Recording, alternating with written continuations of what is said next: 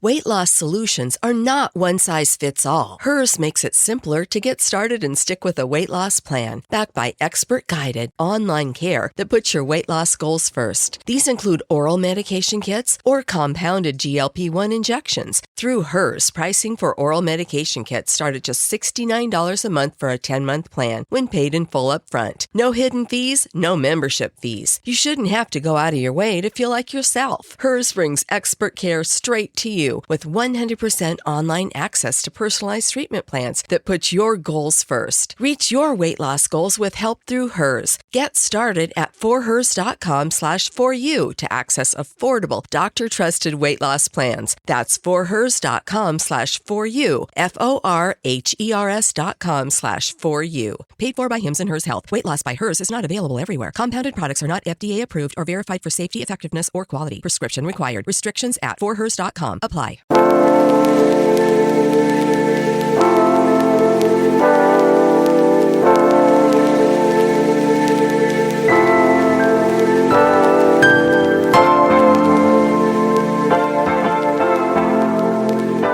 September 19th, 2025. Welcome to the UW's El Salvador SV podcast, a space for conversation and reflection where we explore current topics from El Salvador and the world together with a fluid and easy-to-understand intellectual curiosity. Find us for free on YouTube, Music, Spotify, Apple Podcasts, Amazon Music, Deezer, or on your favorite platform. You can find us on PayPal. The username is in the description of this podcast. Remember, your contributions help pay the bills so we can provide content. We are UW's El Salvador SV. You can also find us in Spanish under the name Noticias El Salvador SV. Follow us, share, and comment. Okay, let's unpack this because El Salvador today, it really feels like a high-wire act, doesn't it? We're looking at the headlines from September 19th, 2025. Yeah. And it's just, well, it's a fascinating mix. It really is. On one side, you've got these immediate, very physical problems, collapsing infrastructure, domestic crises hitting hard. Right, like the water situation we'll get into. But then on the other side, completely different trajectory. Charting these novel financial paths, exporting their security model, it's getting noticed globally. That contrast is absolutely the key, and that's our mission for this deep dive, really, to try and synthesize these threads for you. We want to connect the dots between, say, the immediate water scarcity challenges. The day-to-day struggle for people. Exactly. And then link that to the bigger strategic economic moves, the judicial developments, the things shaping the country's longer-term future. You really need to see how the government is handling these persistent old problems while simultaneously making these bold, sometimes controversial, new bets. So let's jump right in with that immediate crisis then. Huh. The water scarcity situation. It's severely impacting the metropolitan area of San Salvador, the AMSS. Yeah, this is critical. It all stems from the fragility, the ongoing failure, really, of the main pipeline and what's called the Sistema Zona Norte. And this isn't just like a minor leak we're talking No, this is a core system failure. The scale is immense. We're talking hundreds of thousands of residents affected. The Sistema Zona Norte, it's like the main artery for water supply for a huge chunk of the capital region. And the National Water Authority, ANDA, they've been dealing with this aging infrastructure for a while, haven't they? For years, it's legacy infrastructure. And, just recently, the president of ANDA had actually announced what was supposed to be the final phase of rehabilitation. Big announcement. Oh, right. I remember seeing that. Building a new pipe support system, getting hopes up. Exactly. Public anticipation was high. People thought, okay, maybe this is finally nearing an end. But that hope, well, it didn't last long. Not at all. The reports paint a pretty grim picture. Just 4 hours after those repairs were announced as starting, a major collapse occurred. 4 hours? That's incredibly fast for something to go wrong. It highlights the sheer difficulty, the decay maybe. This wasn't a small snag. It was a devastating setback. It forced them to extend the entire service cut for another 3 days. 3 more days. So you're looking at almost a week without reliable water for potentially hundreds of thousands of people. That's a compounding crisis. Families, businesses, everything gets disrupted. Absolutely. And that timeline, a failure just 4 hours into the supposed final phase, it really underscores the extreme technical challenges they're facing with these old systems. When a pipeline like that, designed for massive volume, fails, well, the government's first job is mitigation. damage control. And we did see a response, right? Contingency plan kicked in. Yes, quite robustly, even if it was an emergency measure. The immediate step was mobilizing resources. Resources like water trucks. Exactly. That's crucial. You have to consider the institutional coordination. The Ministry of Health activated a specific protocol. They had a plan ready to guarantee water supply for all the major hospitals during that 3-day shutdown. Thank goodness for that. Absolutely. Because without that guaranteed supply, you shift from a public inconvenience, however severe, to a potential public health disaster. So the fact they managed that mitigation in critical areas, that speaks to some level of contingency planning, even though the main pipeline itself failed. But for the average person on the street, the experience is just hardship. Totally. The anecdotes coming out really bring it home. Reports describe these long queues of people, sometimes waiting for hours, engaging in what the local media calls the rebusca. The scramble, just trying to get whatever water they can find. It's the scramble for supply. It affects everything. Daily routines, businesses can't operate properly, personal hygiene becomes a challenge. It's deeply disruptive. And there was that one quote that really stood out. Oh yeah, we can be without electricity, but not without water? That just perfectly captures the public feeling, doesn't it? It cuts right through everything else. It's the most fundamental need. When you interrupt that, it hits differently. It's not just a complaint, it's existential. It stops life. And that level of public frustration, it transcends your typical political grumbling. It also makes you wonder, okay, while this massive central system is failing, where are local government resources going? There was some reporting on municipal spending, right? Yes, that's an interesting angle. The San Salvador Centro municipality, so the central part of the city, reported some pretty substantial spending. They invested over $6.8 million just in 2024. $6.8 million. That's a chunk of change. Where did that go? That's the key connection point. According to the reports, it was dedicated to cleaning plazas, streets, rivers, drains, essentially local sanitation and flood prevention efforts. Okay, so that's proactive investment, trying to maintain local environmental health, prevent blockages, that sort of thing. Right. So you have this situation, millions being spent proactively on local upkeep, managing visible day-to-day urban issues. But at the same time, the giant centralized legacy water provision system, the Sistema Zona Norte, that's collapsing, despite presumably other ongoing repair efforts on that system too. So it's like a divergence. Money is flowing into local, maybe more manageable sanitation projects. Keeping things clean, keeping drains clear. While the massive aging artery, the core pipeline, proves to be this enormous engineering headache that needs way more than just patchwork repairs. It probably needs complete modernization. It seems like it. It shows that even with significant government spending in some areas, the race against infrastructural decay, especially on these huge, critical legacy projects, well, in the short term, it feels like a losing battle sometimes. It creates this weird policy paradox, doesn't it? You can be efficient in local cleanup, but that gets completely overshadowed by the fragility of one single, absolutely essential pipeline. Precisely. And if infrastructure represents that struggle with the past, with legacy systems, maybe we should pivot now to where El Salvador is really trying to project its future image. That's in Section 2. Security, justice, and how the Bukele model is seen abroad. Good transition. Yeah, moving from literal physical pipes to the legal and security frameworks.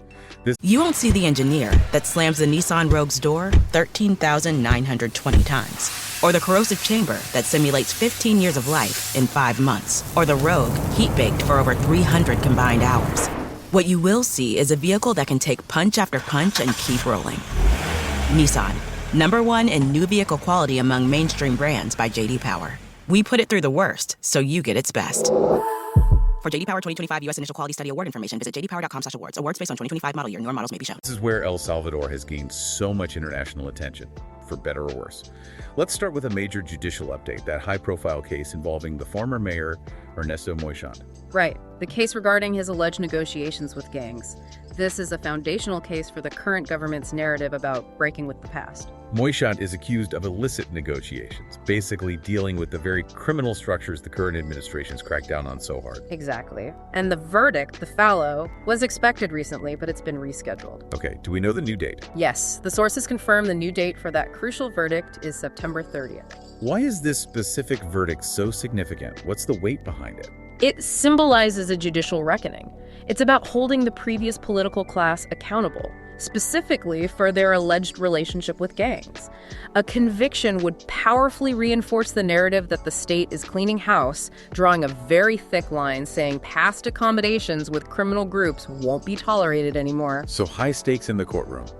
And meanwhile, out on the streets, the anti-gang operations, they continue. Oh, absolutely. Simultaneously, we saw reports of recent successes. The FGR, that's the Attorney General's office, and the PNC, the National Civil Police, they executed 57 arrest warrants just recently. 57. Where was this? Across several municipalities, Nafizalco, Acaputla, and San Antonio del Monte. And who are they targeting? What stands out about these arrests? What's significant is who these individuals reportedly were. Not just low-level street operators.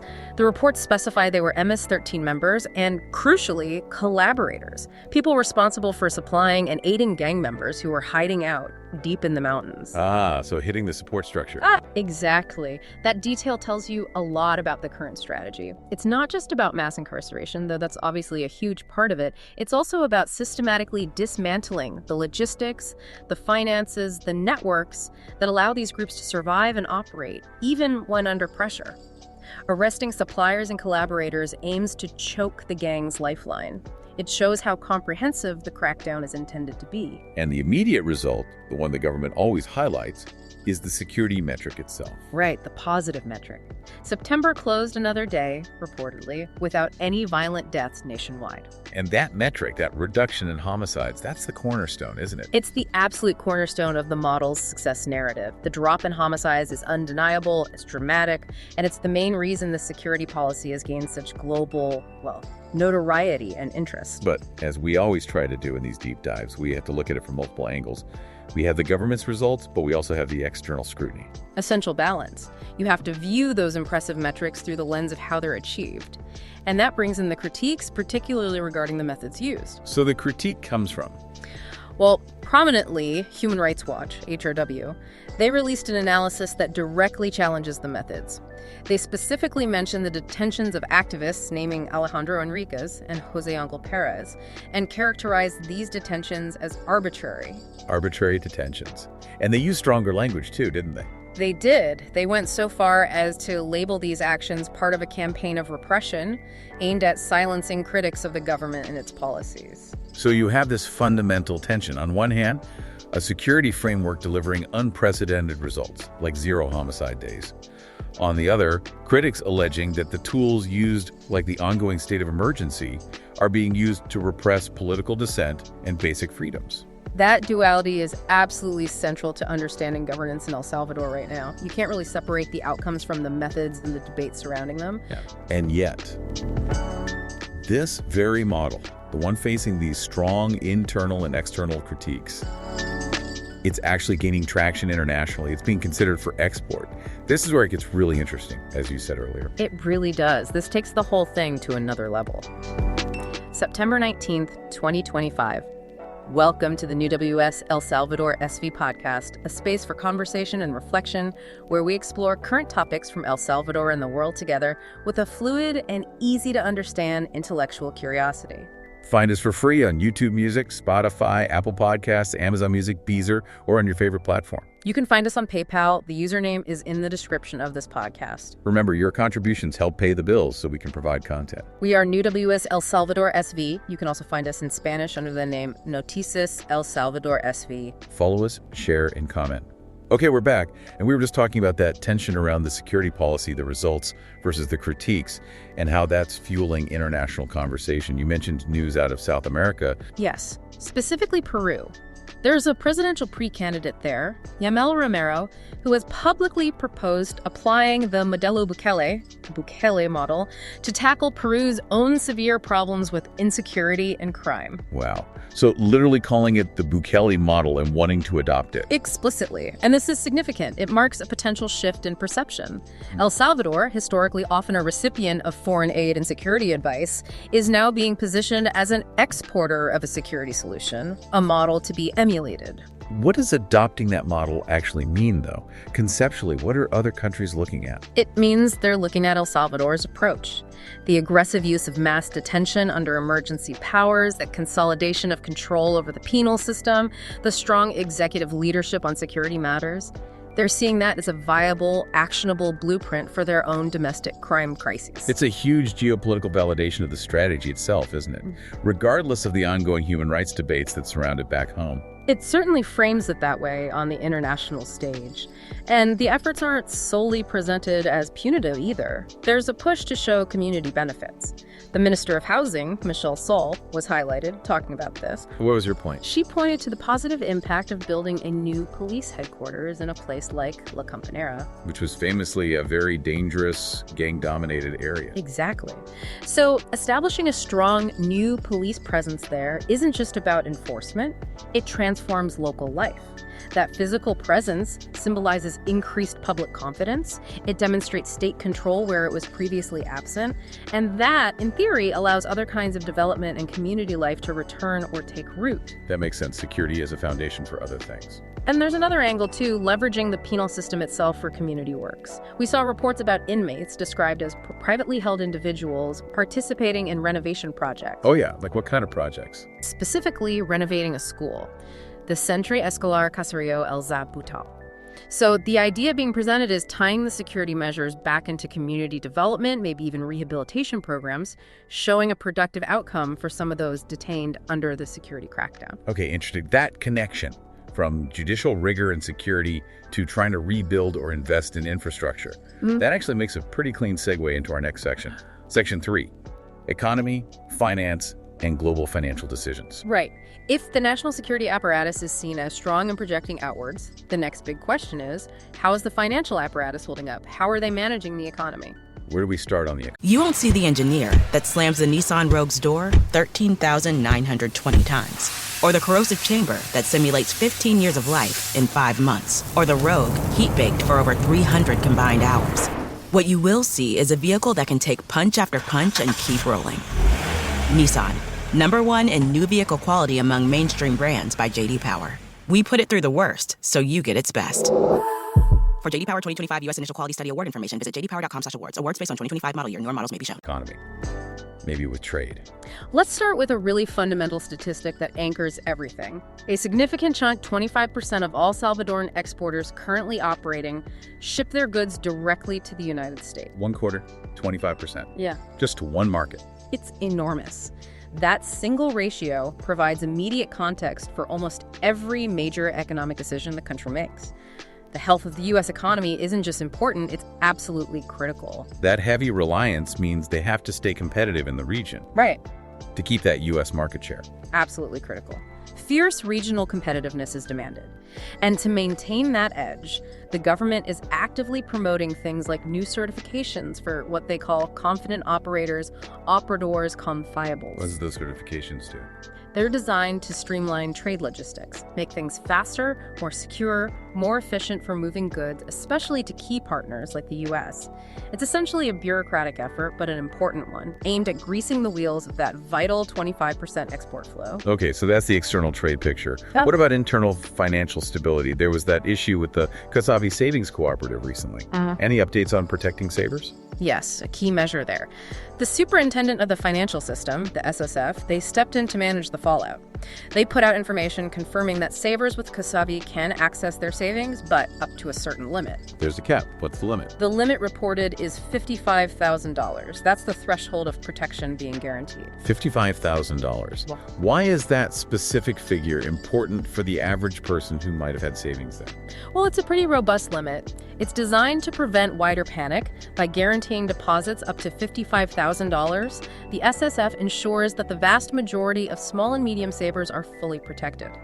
This helps limit the damage from that specific cooperative's instability and, crucially, helps maintain broader confidence in the overall financial system. It sends a signal the government will backstop the average citizen's savings if a regulated institution fails. Okay, so that's the traditional finance side, regulation, protection. yeah. But then we have to pivot sharply to the really innovative, some would say controversial, state investment in cryptocurrency. Yes, Bitcoin. And what's fascinating here is a specific connection revealed in the recent reporting, linking a state-run utility company directly to the flagship crypto project. Which project is that? Bitcoin City. Bitcoin City, exactly.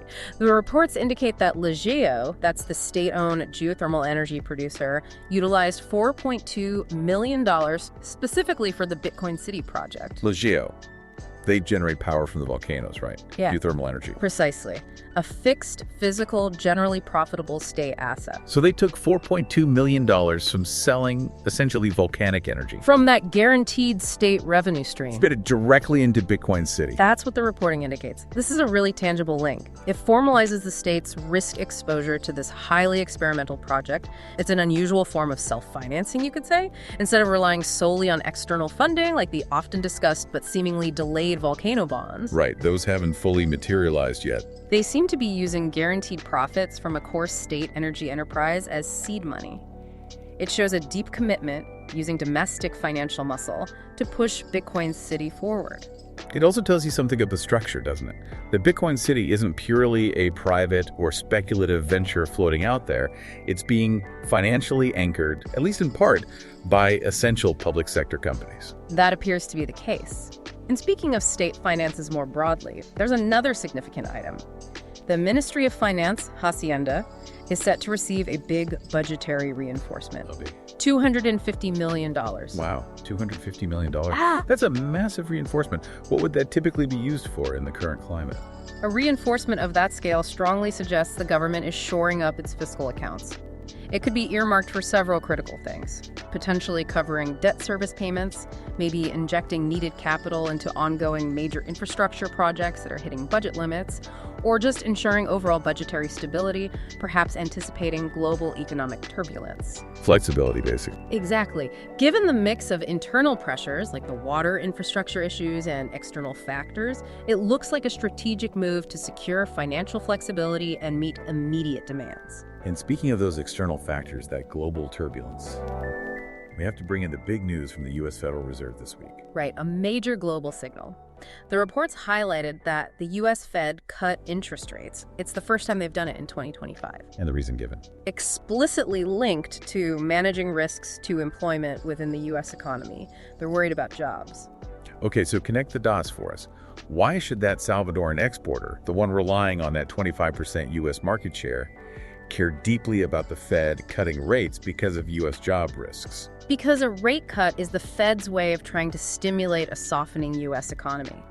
For El Salvador, so deeply tied to U.S. consumer demand, a cooling American economy could mean slightly less demand for their exports, fewer sales. Okay, that's the downside risk. Is there an upside? Potentially. The flip side is that globally, lower U.S. interest rates generally make borrowing in U.S. dollars cheaper. So this could slightly ease the cost of capital, maybe for foreign investment coming into El Salvador, or even for the Salvadoran government itself if it needs to borrow internationally. It might offset some of the trade risk. So it's a delicate balance. Slower potential demand from the U.S., but maybe slightly cheaper access to capital globally. A very delicate balancing act, indeed. And it's just so interesting. While they're managing these huge, complex international financial flows, the Fed's decisions, projects like Bitcoin City, there's still this simultaneous focus on really elemental domestic needs. You notice that too. Yeah, the promotion of local agriculture. The government is pushing for the cultivation of 7,000 manzanas of land. Manzanas. That's a land measure, roughly. Roughly 4,900 hectares, or around 12,000 acres, and it's specifically dedicated to growing beans. Freehold, a staple food. Beans. So you have futuristic crypto financing happening alongside a major push for basic food security, digital gold, and actual beans. That dual policy path is the perfect illustration, isn't it? Trying to leap forward technologically, financially, while also making sure the country is grounded in basic self-sufficiency, investing in Bitcoin City and investing in the bean harvest. That's the modern nation-state juggling act right there. Yeah. High finance and stocking the pantry. Couldn't have said it better. Okay, let's move into our final section then, wrapping things up with Section 4. Sports, culture, and those sometimes surprising international flashpoints that give us extra insight. And we have to start here with something pretty serious that emerged from the world of football. The racism controversy. Yes, this was quite prominent, a really shameful incident, frankly, that drew immediate condemnation in an editorial from a major local newspaper. What happened exactly? The editorial denounced complaints of racism during a recent match. It involved the visiting Surinamese players at the Cuscatlán Stadium. They allegedly faced racial insults from some Salvadoran fans, apparently based on their skin color. The editorial called the behavior unacceptable, condemnable. It's a stark reminder, isn't it, that even when a country is experiencing success or positive international attention in some areas, like security gains, significant social problems like racism can persist and flare up. Absolutely. The key thing to watch now, though, is the institutional response. Right. Did the football authorities react? Yes. FESFUT, the Salvadoran Football Federation, announced they will be promoting a specific campaign against racism in direct response to these complaints. That's crucial. An institutional response takes it beyond just bad fan behavior and makes it a national issue to be addressed. Important for the country's image, too, especially as it seeks a bigger global role. Vital for integrity and image. Now, shifting to more positive sports news, there were updates on infrastructure. Yamil Bukele provided updates on the progress of the new national stadium. So continued investment in building world-class athletic facilities is still moving forward. Seems so. And on the individual achievement front, a big win for Salvadoran tennis. Marcelo Revelo is returning to the NITO ATP finals. That's huge, putting a local athlete back on a major global tennis stage. Definitely a boost for national pride and visibility. These sporting moments matter. But let's shift from elite sports to maybe the equally important local cultural traditions, the events that really define community life.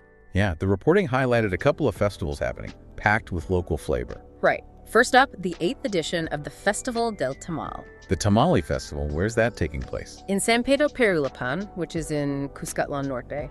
The tamal, it's such a staple of Central American cuisine, a whole festival dedicated to its varieties and preparation. That's a big deal locally, a real source of gastronomic pride. And the second one, something about a fruit. Yes, the Feria de Jocote Corona. This fair is set to fill El Cerro Verde, the Green Hill Park area, with flavor and tradition. The Chocote Corona is a specific type of local plum-like fruit. Celebrating it with a fair just underscores that deep connection between local agriculture, local flavors, and cultural tradition. These are the things, the threads of everyday life that just keep going, right? Regardless of water crises or international finance news. Exactly. Community resilience expressed through tradition. And then here's the really surprising connection vaulting local tradition onto the world stage.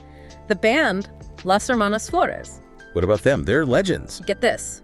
They are reportedly confirmed to share the bill, the cartel, with major international acts at Coachella in 2026. Coachella. Las Hermanas Flores at Coachella. That's incredible. They've been the sound of Salvadoran cumbia, that tropical rhythm, for generations. It's monumental to see them listed alongside global pop stars, rock bands, electronic acts at arguably one of the world's most influential music festivals. It proves that El Salvador's cultural heritage, its authentic musical roots, have enormous resonance internationally. What a platform. It's huge for the country's cultural soft power, as you say. Amazing. It really speaks to a global appetite for authentic sounds. Okay, finally, let's just quickly touch on those international news items that were being reported in the Salvadoran sources. It gives us a sense of how the local media views the wider world. What caught their eye? Well, attention to iconic global events like the reopening of Notre Dame Cathedral in Paris to tourists 6 years after that terrible fire, a symbol of restoration. Okay, major world landmark news. Anything closer to home, politically? Yes, closer to the U.S. political and media scene. Two related stories seemed prominent. First, the tragic assassination of the conservative commentator Charlie Kirk. That immediately put a harsh spotlight on freedom of expression debates in the U.S. And the second story followed directly from that. Yes, the reported suspension of Jimmy Kimmel's late-night TV show, apparently due to comments he made about Kirk's assassination. These kinds of stories, focusing on media controversies and political tension in the U.S., they are watched very closely around the world, including in El Salvador. Understandable, given the close ties. Any other global political posturing noted? Just briefly, reports on former U.S. President Trump's recent statements, specifically admitting differences with the U.K. over the recognition of Palestine, and also advocating for using the U.S. military against immigrants. These kinds of global political flashpoints, they form the backdrop against which El Salvador has to navigate its own foreign relations and trade policy. Okay, so wrapping it all up, if we step back and look at this snapshot from September 19, 2025, what's the big picture? I think the image that emerges is of a government fighting hard actively on two very complex fronts. On one front, they're battling the decay of inherited essential infrastructure. The collapse of the Zona Norte pipeline is the starkest example, requiring emergency responses like those 100 water trucks, alongside ongoing local investments like the $6.8 million in sanitation, just trying to keep things functional. The constant struggle against aging systems. Exactly. And then simultaneously on the other front, they're executing this truly transformative judicial and security strategy. It's delivering results like zero violent deaths and these large-scale arrests of collaborators. But it continues to draw intense criticism from international human rights organizations over the methods used. That duality, success metrics versus rights concerns, is absolutely central right now. And financially, they're pushing the envelope, making these incredibly novel, calculated risks, committing millions from Legeo, a guaranteed state energy asset, a tangible, profitable asset, into the highly experimental Bitcoin City project, all while being heavily reliant on trade with a U.S. economy that the Fed itself just signaled might be softening. It's a fascinating mix of pragmatism and ambition. The government shows efficiency in deploying resources for immediate problems, like the water pipes. They can manage a crisis in the short term. But the underlying vulnerability of those massive old systems, like the pipeline, remains this constant drain on resources and, likely, public trust. So managing the public perception of that contrast must be key. Efficiency in crisis response versus the chronic failure of the underlying systems. Absolutely. How do you balance celebrating the emergency response while acknowledging the system failed in the first place? So, bringing it back to you, the listener, taking this deep dive with us, what does this all mean? We noted that huge reliance, 25% of exports going straight to the U.S. And we just saw the U.S. Federal Reserve cut rates because they're worried about their own economy potentially softening. This raises a really important question for you to think about going forward. Considering El Salvador's critical dependence on the U.S. market and this clear signal that the global economy might be slowing down, how might that potential economic softening impact the financial viability of these unique, very ambitious long-term national projects? Projects like Bitcoin City, which really require sustained confidence, sustained capital inflow to succeed.